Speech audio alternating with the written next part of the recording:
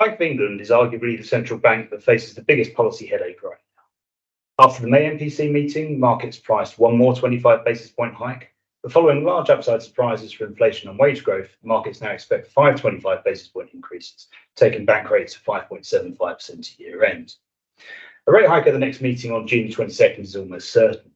We think the MPC will opt for 25 basis points, but it could go for 50 if it wants to send a strong message to markets about its commitment to bringing inflation under control, or if market expectations shift in favour of 50 basis points and the MPC wants to avoid a dovish surprise.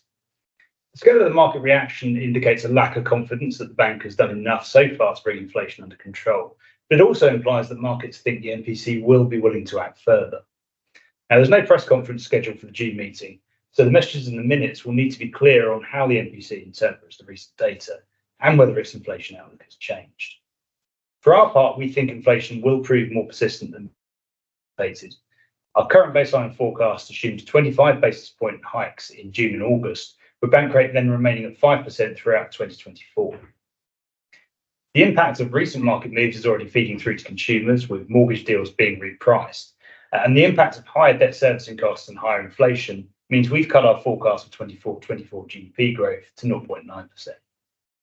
In our view, market pricing looks a bit too aggressive, but it's not implausible if inflation continues to surprise on the upside. We've run an alternative scenario based on inflation staying higher and bank rate reaching 5.75%, and this suggests the level of GDP under those circumstances will be 0.6 percentage points lower than our baseline at the end of next year, with the economy skirting close to recession.